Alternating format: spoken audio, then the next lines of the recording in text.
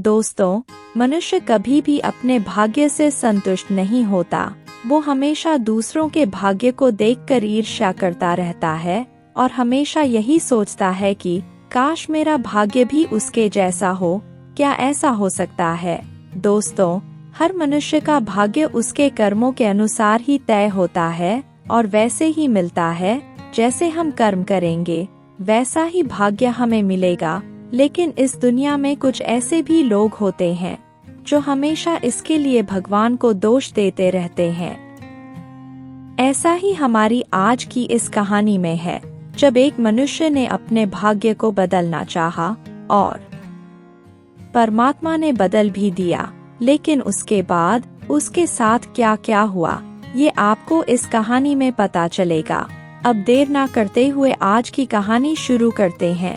दोस्तों, बहुत समय पहले की बात है। बलिया नामक गांव में राजा नाम का एक गरीब किसान रहता था। वो गांव के मुखिया के खेतों में मजदूरी का काम करता था। इस तरह से उसका जीवन चल रहा था। लेकिन राजा अपने इस काम से खुश नहीं था, इसलिए वो हमेशा अपने भाग्य को कोसता ही रहता था और हमेशा परेशान रहता था। वो दूसरों को देखकर हमेशा यही सोचता था कि काश मेरा भाग्य उनके जैसा हो जाए, मैं भी उनकी तरह सुखी हो जाऊं। एक दिन राजा खेत में काम कर रहा था। तभी उसके अंदर ये ख्याल आया कि कोई इतनी ज्यादा गर्मी में काम कैसे कर सकता है। फिर वो सोचने लगा कि अगर भाग्य में ही दुख लिखा है तो कोई क्या कर सकता है। सभी लोग कितने सुख से रह रहे हैं, सबका भाग्य कितना अच्छा है और एक मैं फूटी किस्मत लेकर पैदा हुआ हूँ जो ये सब कुछ भुगत रहा हूँ। ये सोचता हुआ भोला वापस अपने घर चला गया और जाकर घर के बाहर सर पकड़कर बैठ गया। उसको इस तरह बाहर बैठे हुए देखकर उसकी पत्नी बाहर आई और उससे पूछा, क्या बात है, तुम इतने परेशान क्यों लग रहे हो? क्या तबीयत ठीक नहीं है? राजा ने उसकी बात सुनकर कहा, मैं इस जीवन से तंग आ गया हूँ। अगर भगवान ने मेरा भाग्य इतना बुरा लिखना था तो मुझे पैदा ही क्यों किया? उसकी पत्नी ने उसको बहुत समझाया, लेकिन राजा भगवान को कोसता रहा। तभी वहाँ पर एक महात्मा आए। उन्होंने उसको इस तरह बैठे हुए देखकर पूछा, क्या हुआ राजा? इस तरह सर पर हाथ रखकर क्यों बैठे हो? किस बात से इतना परेशान हो? राजा ने महात्मा की बात सुनकर कहा, महात्मा जी, मैं अपनी जिंदगी से तंग आ गया हूँ। भगवान ने मेरा इतना बुरा भाग्य लिख दिया। मेरे से अच्छे तो बहुत लोग हैं जो अपना जीवन हंसी खुशी और सुख से गुजार रहे हैं, लेकिन पता नहीं भगवान को मेरे से क्या दुश्मनी थी जो उन्होंने मेरे साथ ये किया। महात्मा ने उसकी बात सुनकर कहा, बेटा, मैं तुम्हें रोज देखता हूँ, तुम रोज भगवान से शिकायत करते ही रहते हो। तुम्हें आखिर किस बात की तकलीफ है, बताओ तो सही। राजा ने महात्मा की बात सुनकर कहा, गुरुजी, आपको अब मैं क्या बताऊं? ये परेशानियों से भरी जिंदगी मेरे से काटी नहीं जा रही। पूरी दुनिया में लोग आराम से जिंदगी बिताते हैं और एक मैं हूँ जो पूरा दिन खेत में हल चलाता रहता हूँ। महात्मा ने उसकी बात सुनकर कहा, बेटा, जब इंसान बनकर जन्म लिया है, अगर मेहनत नहीं करोगे तो कैसे अपना जीवन यापन करोगे? राजा ने महात्मा की बात सुनकर कहा, गुरुजी, ये बात तो आप ठीक कह रहे हो, लेकिन मेरे खेत के पास जो पेड़ लगे हुए हैं उनको देखकर मैं हमेशा सोचता हूँ कि मैं भी अगर उस पेड़ के जैसा होता तो मेरी जिंदगी कितनी अच्छी होती। मुझे कुछ भी नहीं करना पड़ता, कोई भाग दौड़ नहीं, सिर्फ दिन भर चुपचाप खड़े रहो और ठंडी ठंडी हवा खाओ, पक्षियों का संगीत सुनो। उनका जीवन कितना अच्छा है। महात्मा राजा की बात सुनकर मुस्कुरा दिए। फिर उन्होंने पूछा, क्या तुम पेड़ बनना चाहते हो? राजा ने महात्मा की बात सुनकर कहा, हाँ गुरुजी, मैं पेड़ बनना चाहता हूँ। महात्मा ने उसकी बात सुनकर कहा, ठीक है राजा, तो आज से तुम पेड़ की जिंदगी ही जियोगे। ये कहकर महात्मा ने राजा की तरफ हाथ किया। राजा वहाँ से गायब होकर जंगल में पेड़ के रूप में बदल गया। राजा अपने आप को पेड़ के रूप में देखकर बहुत खुश हुआ। वो सोचने लगा कि कितनी ठंडी ठंडी हवा है और अब मुझे कोई काम भी नहीं करना पड़ेगा और ना ही किसी काम की चिंता करनी पड़ेगी। मैंने सही सोचा था, पेड़ की जिंदगी ही सबसे अच्छी है। ये बात सोचकर राजा बहुत खुश हुआ। लेकिन कुछ दिनों के बाद जोर की बारिश और आंधी तूफान आया।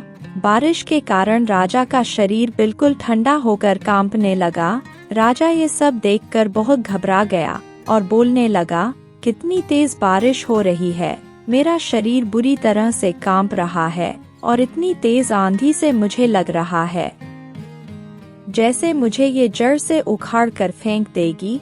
फिर कुछ समय के बाद बारिश बंद हो गई। राजा को ये देखकर थोड़ा चैन आया, लेकिन ये राहत थोड़ी देर के लिए ही थी। अगले दिन 2 लकड़हारे वहां पर लकड़ी काटने के लिए आए। उन्होंने देखा कि सभी पेड़ गीले थे। तभी उनमें से एक लकड़हारे ने कहा, आज हम पेड़ पर निशान लगा देते हैं। जब धूप निकल आएगी तो पेड़ की लकड़ी सूख जाएगी, फिर हम इसको काट लेंगे। लेकिन उससे पहले हम पेड़ पर निशान लगा देते हैं। ये सोचकर दोनों अपने अपने लिए पेड़ पर निशान लगाने लगे ताकि वो कल आकर उनको काट सके। राजा उनकी बात सुनकर बहुत घबरा गया, क्योंकि उनमें से एक आदमी ने राजा के ऊपर भी निशान लगा दिया था। राजा ये सोचकर डर गया कि अब ये लोग कल मुझे भी काट देंगे। वो जोर जोर से महात्मा को आवाज देने लगा और बोलने लगा कि गुरुजी मुझे बचाओ। तभी एकदम उसके सामने महात्मा जी प्रकट हुए और बोले, क्या हुआ बेटा, तुम मुझे क्यों बुला रहे हो? अब तो तुम्हारा भाग्य बदल गया है और तुम्हारा जीवन भी सुखी हो गया होगा। महात्मा की बात सुनकर राजा ने कहा, गुरुजी मेरी मदद कीजिए। फिर राजा ने सारी बात महात्मा को बताई। महात्मा ने उसकी बात सुनकर मुस्कुराते हुए कहा, तो इसका मतलब तुम पहले की तरह इंसान बनकर खेती बाड़ी करना चाहते हो? महात्मा की बात सुनकर राजा ने कहा, नहीं नहीं गुरुजी, मैं इंसान की जिंदगी दोबारा नहीं जीना चाहता, क्योंकि उस जीवन में बहुत दुख और परेशानियां हैं। आप एक काम करें, मुझे एक बड़ा पत्थर बना दीजिए, क्योंकि पत्थर आराम से पहाड़ के ऊपर सोता रहता है और आंधी तूफान या बरसात में उसको कोई तकलीफ नहीं होती। उसकी जिंदगी में बहुत शांति होती है, उसका भाग्य ज्यादा अच्छा होता है। इसलिए गुरुजी, मैं पत्थर की जिंदगी जीना चाहता हूँ। महात्मा ने उसकी बात सुनकर कहा, ठीक है बेटा, अगर तुम्हारी यही इच्छा है तो ऐसा ही होगा। तुम पहाड़ के ऊपर पत्थर बनकर शांति से जीवन बिताओगे। ये कहकर महात्मा ने फिर हाथ उठाया और राजा पत्थर बन गया। राजा अपने आप को पत्थर के रूप में देखकर बहुत खुश हो रहा था। वो सोच रहा था, अब मेरा जीवन शांति से बीतेगा। अब मुझे कोई परेशानी नहीं होगी और ना ही मुझे कोई परेशान करेगा। अब राजा आराम से पत्थर का जीवन बिताने लगा। वो दिन भर आराम से सोता रहता, लेकिन राजा की ये खुशी भी ज्यादा दिन नहीं रही। एक दिन जब राजा सो रहा था, तभी वो एकदम से हिलने लगा। ये देखकर राजा डर गया और एकदम उसकी आंख खुल गई। तभी उसने देखा कि कुछ आदमी हाथ में हथौड़ा लेकर उधर ही आ रहे थे। वो लोग आकर राजा के पास खड़े हो गए। उनमें से एक आदमी बोला, ये पत्थर देखो कितना बड़ा और अच्छा है। तभी दूसरे आदमी ने कहा, लेकिन आज हमने दूसरे पहाड़ पर पत्थर तोड़ने हैं, इसलिए इस पत्थर को हम कल तोड़ेंगे। लेकिन तभी पहले वाला आदमी बोला, पहले एक चोट मार कर देख तो ले कि है पत्थर कितना मजबूत है, फिर हम उसी हिसाब से कल इकट्ठे होकर यहाँ आएंगे ताकि ये पत्थर आसानी से तोड़ सके। ये कहकर उस आदमी ने हथौड़ा उठाया और राजा के सर पर दे मारा। हथौड़े की चोट से राजा की आंखों से आंसू आ गए। वो जोर जोर से दर्द से चिल्लाने लगा। उसे ऐसा लग रहा था कि जैसे उसकी जान निकल जाएगी, लेकिन वो लोग राजा की आवाज नहीं सुन सकते थे, इसके बाद वो अगले दिन वापस आने के लिए वहां से चले गए। उनके जाते ही राजा जोर जोर से गुरुजी का नाम लेकर चिल्लाने लगा कि गुरुजी मुझे बचाओ, मैं ये पत्थर की जिंदगी नहीं जीना चाहता। वो जोर जोर से रोने लगा। तभी एकदम से महात्मा जी उसके सामने प्रकट हो गए और उन्होंने उससे पूछा, अब क्या हुआ बेटा? अब तो तुम्हारा जीवन सुख और शांति से बीत रहा है ना? अब तो तुम्हें कोई परेशान करने वाला भी नहीं है, फिर तुम्हें मेरी जरूरत क्यों पड़ गई? महात्मा की बात सुनकर राजा जोर जोर से रोने लगा और बोला, गुरुजी आज कुछ पत्थर तोड़ने वाले लोग आए थे। उन्होंने मेरे सिर पर हथौड़े से इतना जोर से वार किया कि मुझे ऐसा लग रहा था कि मेरे प्राण ही निकल जाएंगे। कृपया मुझे इस जीवन से छुटकारा दिलाइए, मैं पत्थर का जीवन नहीं जीना चाहता। महात्मा ने उसकी बात सुनकर फिर मुस्कुराते हुए पूछा, तो फिर दोबारा से तुम्हें इंसान बना दूं, ताकि तुम अपना जीवन खेती बाड़ी करके गुजार सको। महात्मा की बात सुनकर राजा ने फिर कहा, नहीं नहीं महात्मा जी, इससे तो मैं फिर से दुखी हो जाऊंगा। इस बार आप मुझे शेर बना दीजिए। शेर जंगल का राजा होता है और कोई भी उसका कुछ नहीं बिगाड़ सकता। सभी लोग उससे डर कर रहते हैं, इसलिए आप मुझे शेर बना दीजिए, फिर मैं अपना जीवन शांतिपूर्वक बिताऊंगा। महात्मा ने उसकी बात सुनकर कहा, बेटा अच्छी तरह सोचने के बाद ही बोल रहे हो ना, क्योंकि बार बार मैं तुम्हारा रूप नहीं बदल पाऊंगा। मैंने तुम्हारा भाग्य 2 बार बदल दिया और अब आखिरी बार और बदल रहा हूँ। राजा ने महात्मा की बात सुनकर कहा, हाँ गुरुजी, मैं आपकी बात समझ गया। इसके बाद मुझे आपकी जरूरत नहीं पड़ेगी, क्योंकि इसके बाद मैं जंगल का राजा बन जाऊंगा और सभी मुझे डरेंगे, इसलिए आप मुझे शेर ही बना दीजिए। महात्मा ने उसकी बात सुनकर कहा, ठीक है बेटा, ऐसा ही होगा। फिर महात्मा ने उसकी तरफ हाथ किया तो राजा शेर के रूप में बदल गया। अब राजा की जिंदगी बदल गई थी। वो अपने इस जिंदगी से बहुत खुश था। वो सारा दिन इधर से उधर घूमता रहता और सोता रहता। इस तरह से उसकी जिंदगी चल रही थी। लेकिन राजा की ये खुशी भी ज्यादा दिन नहीं रही।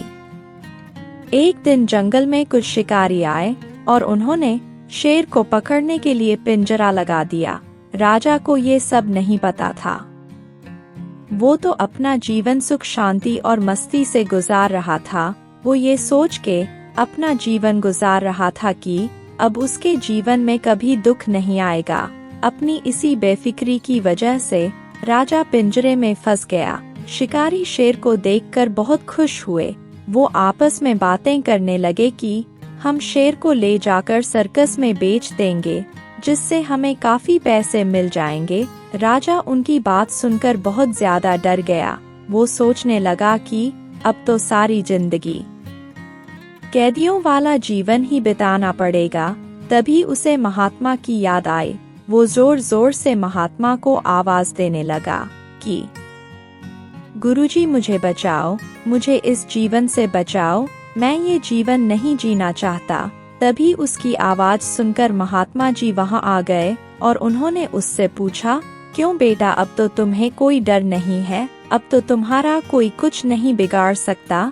अब तो तुम्हारा भाग्य अच्छा हो गया है। महात्मा की आवाज सुनकर राजा जोर जोर से रोने लगा और कहने लगा, गुरुजी मुझे बचाओ, मुझे ये लोग ले जाकर सर्कस में बेच देंगे। उसके बाद मेरी पूरी जिंदगी कैदियों की तरह गुजरेगी। मुझे जल्दी से बचाओ, मुझसे ये तकलीफ सहन नहीं होगी। महात्मा ने उसकी बात सुनकर कहा, लेकिन बेटा, तुम तो कहते थे कि तुम्हारे अलावा सभी का जीवन सुखी है और सभी बहुत खुश है। महात्मा की बात सुनकर राजा ने कहा, मुझसे बहुत बड़ी गलती हो गई गुरुजी। आप मुझे समझ में आ गया है कि सुख दुख सभी के जीवन में आते हैं। दुख की तकलीफ जब हम बड़ी करके देखते हैं तो दूसरों से ज्यादा सुख मिलता है हमें। महात्मा उसकी बात सुनकर हंसने लगे और बोले, बेटा, इतने दिनों में तुमने सारे संसार का ज्ञान जान लिया। महात्मा की बात सुनकर राजा ने कहा, मैं आपसे प्रार्थना करता हूँ गुरुजी, मुझे वापस से इंसान बना दीजिए। मेरा वो जीवन ही ज्यादा अच्छा था जिसमें कम से कम आज़ादी तो थी और ना ही मृत्यु का भय था। अब मैं मेहनत करके काम करूँगा और दूसरों को देखकर दुखी नहीं होगा, इसलिए गुरुजी मुझ पर दया कीजिए। महात्मा ने उसकी बात सुनकर कहा, ठीक है बेटा, लेकिन ये आखिरी बार है, इसके बाद मैं तुम्हारा भाग्य नहीं बदल सकता। अगर तुम्हें यह स्वीकार है तो मैं तुम्हें वापस इंसान बना देता हूँ। राजा ने महात्मा की बात सुनकर कहा, हाँ गुरुजी, मुझे मंजूर है, अब मुझे जल्दी से इंसान बना दीजिए। महात्मा ने उसकी तरफ हाथ उठाया और राजा इंसान बन गया। राजा अपने आप को इंसान के रूप में देकर बहुत खुश हुआ। इसके बाद राजा ने खूब मन लगाकर खेती बाड़ी करना शुरू कर दिया। अब वो पूरे साल मेहनत करके खूब फसल उगाता था। काम के प्रति उसकी लगन देखकर मुखिया ने उसे एक छोटा सा जमीन का टुकड़ा दे दिया, जिस पर राजा खेती बड़ी करने लगा। समय के साथ साथ राजा की पत्नी को एक लड़का पैदा हुआ। अब वो दूसरों को देखकर दुखी नहीं होता था और अब राजा अपनी जिंदगी अच्छी तरह से गुजारने लगा। वो समझ गया था कि परमात्मा ने जो कुछ भी उसके जीवन में दिया है, उसी में हंसी खुशी गुजारा करना चाहिए और उसका शुक्राना करना चाहिए। दोस्तों, इस छोटी सी कहानी से हमें ये शिक्षा मिलती है कि परमात्मा ने जो कुछ भी हमें दिया है, हमें उसी में खुश रहना चाहिए, क्योंकि परमात्मा जो कुछ भी हमें देता है वही हमारे लिए ज्यादा अच्छा होता है। हम लोग अक्सर परमात्मा से मांगते तो रहते हैं, लेकिन परमात्मा ज्यादा अच्छा जानता है कि हमारे लिए क्या अच्छा है और क्या बुरा है। इसलिए हमें परमात्मा के भाने में रहना चाहिए और जो जीवन उसने हमें दिया है उसके लिए उसका शुक्र करना चाहिए। दोस्तों, आशा है इस छोटी सी कहानी से उन लोगों को बहुत कुछ सीखने को मिलेगा जो हमेशा इस बात से परेशान रहते हैं कि दूसरों का भाग्य हमसे ज्यादा अच्छा है। अगर आपको ये कहानी अच्छी लगी हो तो कृपया लाइक, कमेंट और शेयर जरूर करें। आपके प्यार और स्नेह के लिए बहुत बहुत धन्यवाद।